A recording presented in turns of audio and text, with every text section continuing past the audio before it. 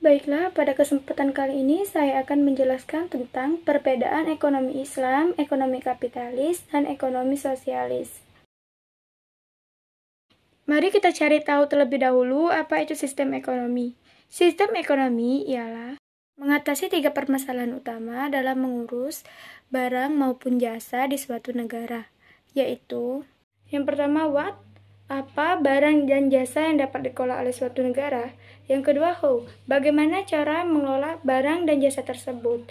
Yang ketiga, untuk siapa barang dan jasa tersebut dimanfaatkan? Apakah keuntungan sebesar-besarnya untuk individu, atau keuntungan sebesar-besarnya untuk sosial atau komunal, atau bahkan keuntungan sebesar-besarnya ada di tengah-tengah keduanya, baik individu maupun sosial. Baiklah, kita akan membahas sistem ekonomi kapitalis. Sistem ekonomi kapitalis ini memandang bahwa manusia adalah pemilik satu-satunya barang atau harta yang telah diusahakannya. Tidak ada hak orang lain di dalamnya.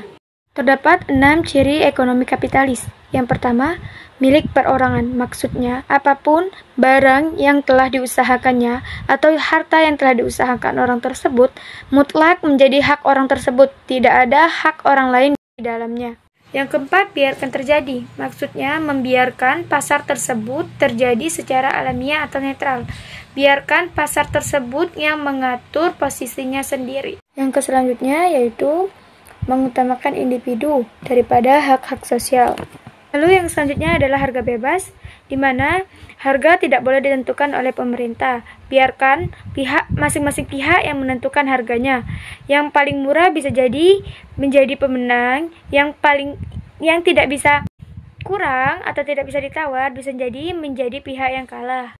Lalu yang terakhir ialah meminimalisir intervensi dari pemerintah. Jadi, di sini pemerintah sifatnya hanya mengawasi, tidak boleh ikut campur. Baik, selanjutnya adalah sistem ekonomi sosialis, di mana sistem ini mengutamakan hak-hak sosial daripada hak-hak individu. Oleh karena itu, intervensi pemerintah sangatlah kuat untuk mengatur perekonomian, agar perekonomian di negara tersebut tidak dikuasai oleh segelintir individu. Lalu selanjutnya sistem ekonomi Islam.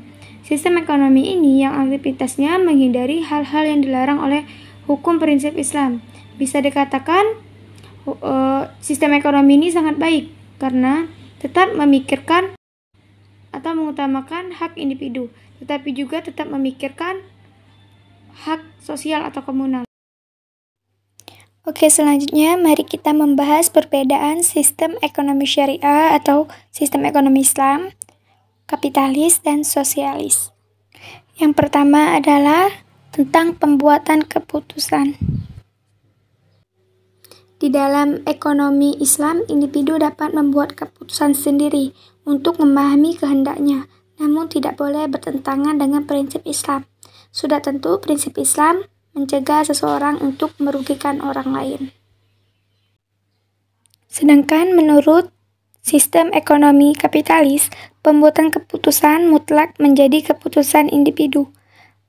Pemerintah hanya dapat mengawasi agar seseorang individu tidak merugikan individu lainnya. Dan sedangkan di dalam sistem ekonomi sosialis, pembuatan keputusan sepenuhnya dilakukan oleh pemerintah pusat. Jadi, individu tidak diberikan hak untuk membuat suatu keputusan. Lalu selanjutnya adalah dalam perbedaan mekanisme pasar. Di dalam sistem ekonomi Islam, setiap individu dapat berinteraksi dengan pihak lain, asalkan tidak melanggar prinsip hukum Islam. Lalu, kalau sistem kapitalis, individu bebas berinteraksi dengan siapapun, asalkan tidak merugikan orang lain. Sedangkan pada sistem ekonomi sosialis, individu tidak mempunyai kebebasan untuk bersaing, dan segala penentuan berasal dari pemerintah. Lalu selanjutnya dari segi hak kepemilikan. Hak kepemilikan dalam sistem ekonomi Islam, di dalam hak milik individu terdapat sebagian kecil yang harus menjadi hak milik sosial. Jadi tidak sepenuhnya hak individu. Lalu hak kepemilikan dari sistem ekonomi kapitalis, mengutamakan hak individu, dikatakan hak yang mutlak tanpa perlu memikirkan hak sosial. Sedangkan hak kepemilikan dalam sistem ekonomi sosialis mengutamakan hak milik sosial di atas hak milik individu. Individu hanya menerima pemberian dari pemerintah. Sistem ekonomi Islam memang baru muncul sebagai suatu sistem ekonomi dalam 1 abad terakhir. Namun, asas-asasnya sudah ada dari dulu.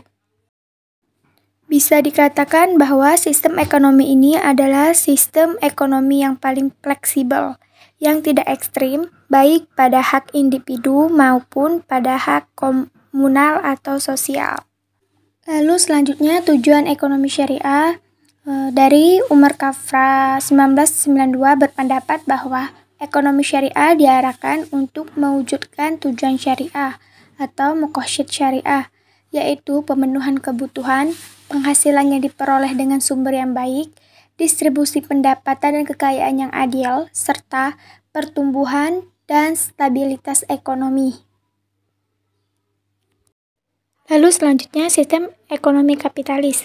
Sistem ekonomi kapitalis dibangun berdasarkan konsep kepemilikan pribadi, motif keuntungan, dan persaingan pasar. Dengan begitu, individu di sistem ekonomi ini dapat memiliki atau menjalankan perusahaan dan bersaing dengan perusahaan lain dalam menjalankan bisnis. Tujuan ekonomi ini yaitu mendapat keuntungan bagi pemiliknya atau individu. Adapun dampak positif sistem ekonomi kapitalis adalah mendorong aktivitas ekonomi secara signifikan. Persaingan bebas akan mewujudkan produksi dan harga bertingkat wajar dan rasional dan mendorong motivasi pelaku ekonomi mencapai prestasi terbaik. Sedangkan dampak negatifnya adalah akan terjadi penumpukan harta, akan menimbulkan sifat individualisme yang berlebihan, kurangnya sifat kerjasama antar sesama masyarakat. Dari istilah kata seperti yang kaya makin kaya, yang miskin makin miskin. Oke, selanjutnya sosialis.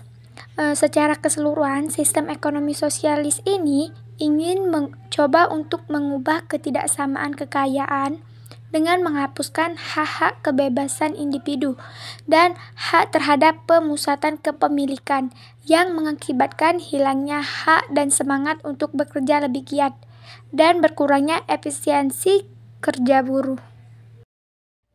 Dampak positif dari sistem ekonomi sosialis adalah kesejahteraan masyarakat yang dijamin oleh pemerintah.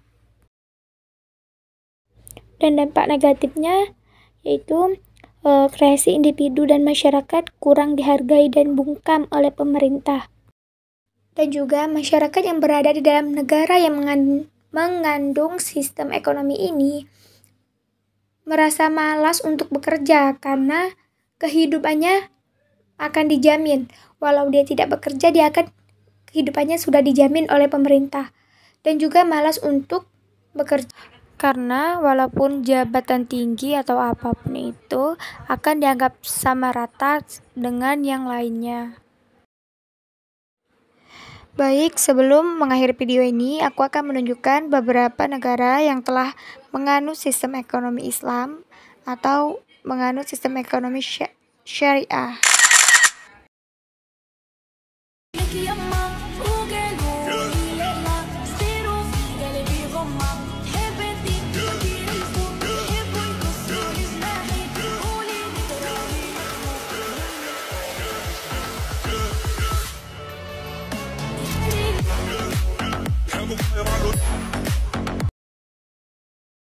Aku ucapkan banyak terima kasih kepada teman-teman sekalian yang telah meluangkan waktunya menonton videoku hingga akhir. Semoga bermanfaat bagi kita semua.